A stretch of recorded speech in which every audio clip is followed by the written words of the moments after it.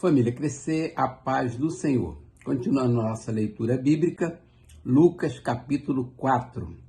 Jesus, cheio do Espírito Santo, voltou do Jordão e foi levado pelo Espírito ao deserto, onde durante 40 dias foi tentado pelo diabo. Não comeu nada durante esses dias e ao fim deles teve fome. O diabo lhe disse: se você é o Filho de Deus, mande esta pedra que se transforme em pão. Jesus respondeu: está escrito, nem só de pão viverá o homem. O diabo levou a um lugar alto e mostrou-lhe num relance todos os reinos do mundo e lhe disse: eu lhe darei toda a autoridade sobre eles e todo o seu esplendor, porque me foram dados e posso dá-los a quem eu quiser. Então, se você me adorar, tudo será seu. Jesus respondeu: está escrito, adore o Senhor, seu Deus, e só a ele preste culto. O diabo levou a Jerusalém e colocou na parte mais alta do templo e lhe disse: se você é o Filho de Deus, jogue-se daqui para baixo, pois está escrito, ele dará ordem aos seus anjos a seu respeito para lhe guardarem com as mãos. Eles os segurarão para que você não tropece em alguma pedra. Jesus respondeu: dito está, não ponha à prova o Senhor, o seu Deus. Tendo terminado todas essas tentações, o diabo deixou até ocasião oportuna. Jesus voltou para Galiléia no poder do Espírito e por toda aquela região se espalhou a sua fama. Ensinava nas sinagogas e todos o elogiavam. Ele foi a Nazaré, onde havia sido criado, e no dia de sábado entrou na sinagoga, como era seu costume, e levantou-se para ler. Foi-lhe entregue o livro do profeta Isaías, abriu e encontrou o lugar onde está escrito: o Espírito do Senhor está sobre mim, porque ele me ungiu para pregar boas novas aos pobres. Ele me enviou para proclamar liberdade aos presos e recuperação da vista aos cegos, para libertar os oprimidos e proclamar o ano da graça do Senhor. Então ele fechou o livro, devolveu ao assistente e assentou-se. Na sinagoga todos tinham os olhos fitos nele, e ele começou a dizer-lhes: hoje se cumpriu a escritura que vocês acabaram de ouvir. Todos falavam bem dele e estavam admirados com as palavras de graça que saíam de seus lábios, mas perguntavam: não é este o filho de José? Jesus lhes disse: é claro que vocês me citarão este provérbio: médico, cura-te a ti mesmo, faz aqui em tua terra o que ouvimos que fizeste em Cafarnaum. Continuou eles: digo-lhes a verdade, nenhum profeta é aceito em sua terra. Asseguro-lhes que havia muitas viúvas em Israel no tempo de Elias, quando o céu foi fechado por 3 anos e meio e houve uma grande fome em toda a terra. Contudo, Elias não foi enviado a nenhuma delas, senão a viúva de Sarapta, na região de Sidom. Também havia muitos leprosos em Israel no tempo de Eliseu, o profeta. Todavia, nenhum deles foi purificado, somente Naamã, sírio. Todos os que estavam na sinagoga ficaram furiosos quando ouviram isso. Levantaram-se, expulsaram-no da cidade e o levaram até o topo da colina sobre a qual fora construída a cidade, a fim de atirá-lo precipício abaixo. Mas Jesus passou por entre eles e retirou-se. Então ele desceu a Cafarnaum, cidade da Galiléia, e no sábado começou a ensinar o povo. Todos ficavam maravilhados com o seu ensino, porque falava com autoridade. Na sinagoga havia um homem possesso de um demônio, de um espírito imundo. Ele gritou com toda a força: ah, que queres conosco, Jesus de Nazaré? Vieste para nos destruir? Sei quem tu és, o Santo de Deus. Jesus o repreendeu e disse: cala-se e saia dele. Então o demônio jogou o homem no chão diante de todos e saiu dele sem o ferir. Todos ficaram admirados e diziam uns aos outros: que palavra é esta? Até aos espíritos imundos ele dá ordens com autoridade e poder e eles saem. E a sua fama se espalhava por toda a região circunvizinha. Jesus saiu da sinagoga e foi à casa de Simão. A sogra de Simão estava com febre alta e pediram a Jesus que fizesse algo por ela. Estando ele em pé junto dela, inclinou-se e repreendeu a febre que a deixou. Ela se levantou imediatamente e passou a servi-los. Ao pôr do sol, o povo trouxe a Jesus todos os que tinham vários tipos de doença, e ele os curou, impondo as mãos sobre cada um deles. Além disso, de muitas pessoas saíam demônios gritando: Tu és o Filho de Deus. Ele, porém, os repreendia e não permitia que falassem, porque sabia que ele era o Cristo. Ao romper do dia, Jesus foi para um lugar solitário. As multidões o procuravam, e quando chegaram até onde ele estava, insistiam que não as deixasse. Mas ele disse: É necessário que eu pregue as boas novas do reino de Deus noutras cidades também, porque para isso fui enviado. E continuava pregando nas sinagogas da Judéia. Capítulo 5. Certo dia Jesus estava perto do lago de Genezaré, e uma multidão o comprimia de todos os lados para ouvir a palavra de Deus.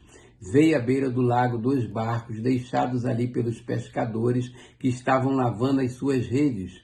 Entrou num dos barcos, o que pertencia a Simão, e pediu-lhe que o afastasse um pouco da praia. Então sentou-se e do barco ensinava o povo.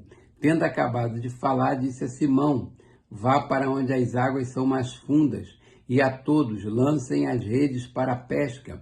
Simão respondeu: Mestre, esforçamo-nos a noite inteira e não pegamos nada, mas porque és tu quem está dizendo isto, vou lançar as redes. Quando fizeram, pegaram tal quantidade de peixe que as redes começaram a rasgar-se.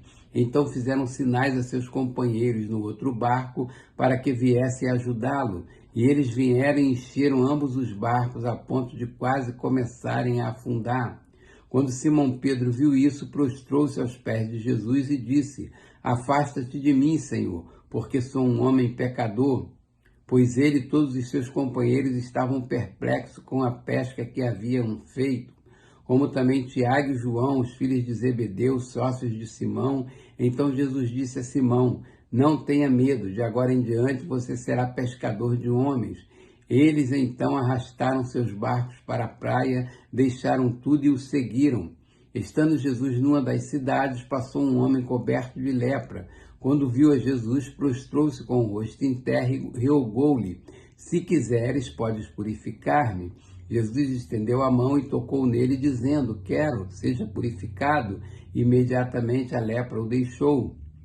Então Jesus lhe ordenou: Não conte isso a ninguém, mas vá mostrar-se ao sacerdote e ofereça sua purificação, os sacrifícios que Moisés ordenou, para que sirva de testemunho.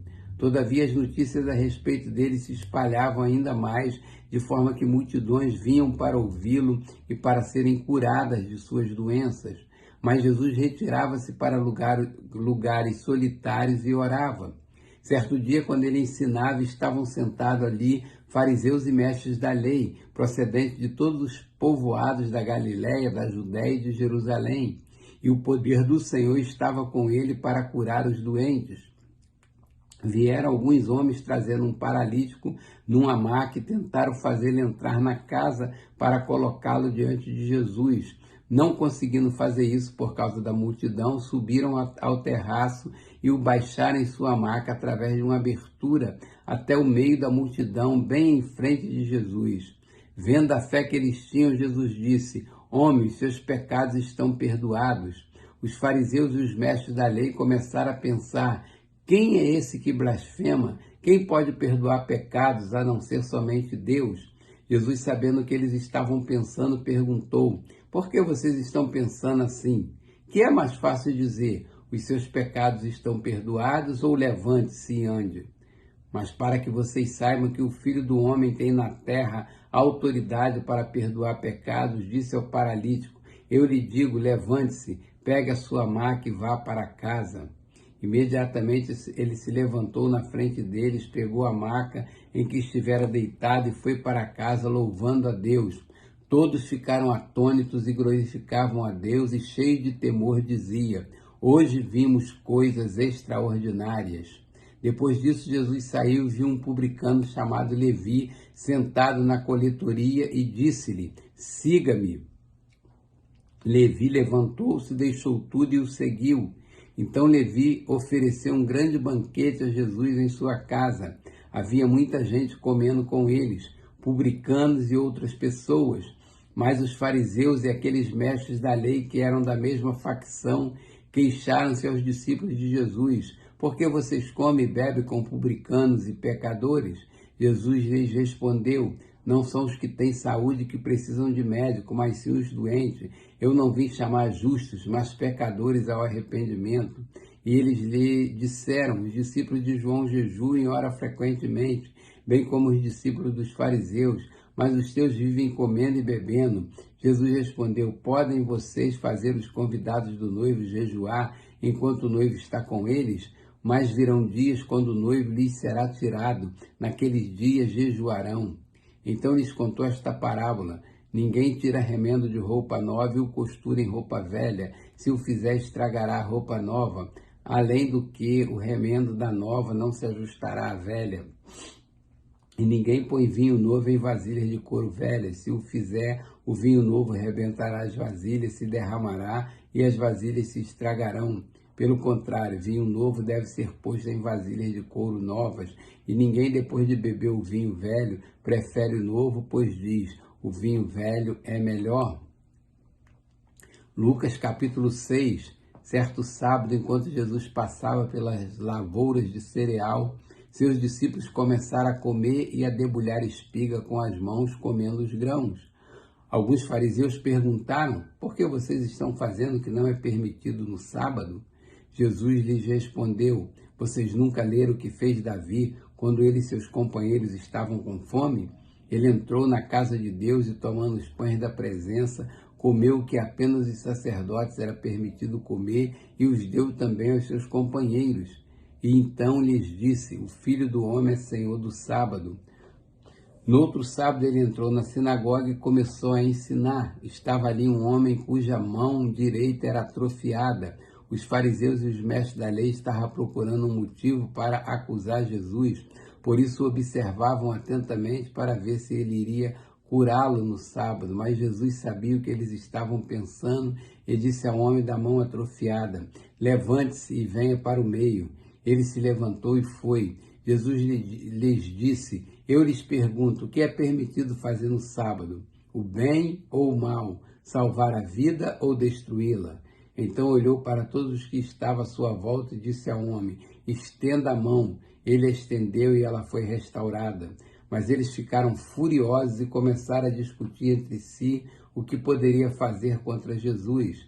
Num daqueles dias, Jesus saiu para o monte a fim de orar e passou a noite orando a Deus. Ao amanhecer, chamou seus discípulos e escolheu 12 deles, a quem também designou como apóstolos: Simão, a quem deu o nome de Pedro, seu irmão André, Tiago, João, Filipe, Bartolomeu, Mateus, Tomé, Tiago, filho de Alfeu, Simão, chamado Zelote, Judas, filho de Tiago, e Judas Iscariotes, que veio a ser o traidor. Jesus desceu com eles e parou num lugar plano.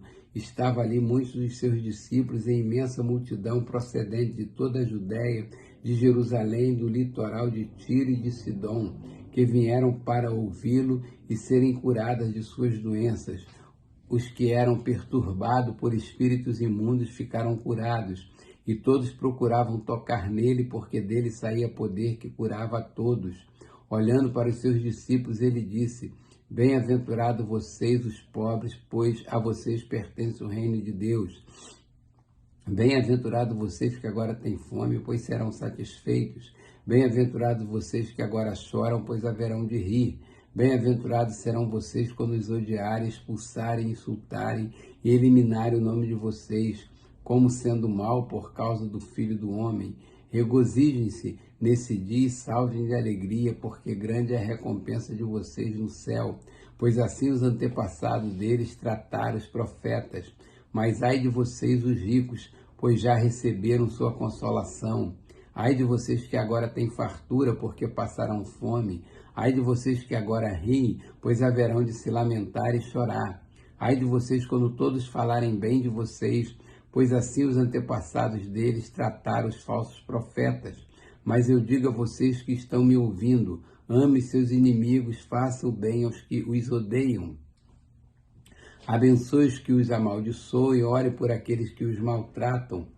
Se alguém lhe bater numa face, ofereça-lhe também a outra. Se alguém lhe tirar a capa, não impeça de tirar-lhe a túnica. Dê a todo o que lhe pedir, e se alguém tirar o que pertence a você, não lhe exija que o devolva. Como vocês querem que os outros lhes façam, façam também vocês a eles. Que mérito vocês terão se amarem aos que os amam? Até os pecadores amam aos que os amam. E que mérito terão se fizerem bem aqueles que são bons para com vocês? Até os pecadores agem assim. E que mérito terão se emprestarem a pessoas de quem esperam devolução? Até os pecadores emprestam a pecadores esperando receber devolução integral. Amem, porém, os seus inimigos, façam-lhes o bem e emprestem a eles sem esperar receber nada de volta. Então a recompensa que terão será grande e vocês serão filhos do Altíssimo, porque Ele é bondoso para com os ingratos e maus. Sejam misericordiosos, assim como o Pai de vocês é misericordioso. Não julguem e vocês não serão julgados. Não condenem, não serão condenados. Perdoem, serão perdoados. Deem e lhes será dado. Uma boa medida, calcada, sacudida e transbordante, será dada a vocês, pois a medida que usarem também será usada para medir vocês. Jesus fez também a seguinte comparação: pode um cego guiar outro cego? Não cairão os dois num buraco? O discípulo não está acima do seu mestre, mas todo aquele que for bem preparado será como seu mestre. Porque você repara no cisco que está no olho do seu irmão e não se dá conta da viga que está em seu próprio olho? Como você pode dizer a seu irmão: irmão, deixe-me tirar o cisco do seu olho, se você mesmo não consegue ver a viga que está em seu próprio olho? Hipócrita, tira primeiro a viga do seu olho, então você verá claramente para tirar o cisco do olho de seu irmão. Nenhuma árvore boa dá fruto ruim, nenhuma árvore ruim dá fruto bom. Toda árvore é reconhecida por seus frutos. Ninguém colhe figos de espinheiro, nem uvas de ervas daninhas. O homem bom tira coisas boas do bom tesouro que está em seu coração, e o homem mau tira coisas más do mal que está em seu coração, porque a sua boca fala do que está cheio o coração. Por que vocês me chamam Senhor, Senhor, e não fazem o que eu digo? Eu lhes mostrarei a que se compara aquele que vem a mim, ouve as minhas palavras e as pratica. É como um homem que, ao construir uma casa, cavou fundo e colocou os alicerces na rocha. Quando veio a inundação, a torrente deu contra aquela casa, mas não a conseguiu abalar, porque estava bem construída. Mas aquele que ouve as minhas palavras e não as pratica é como um homem que construiu uma casa sobre o chão, sem alicerces. No momento em que a torrente deu contra aquela casa, ela caiu e a sua destruição foi completa.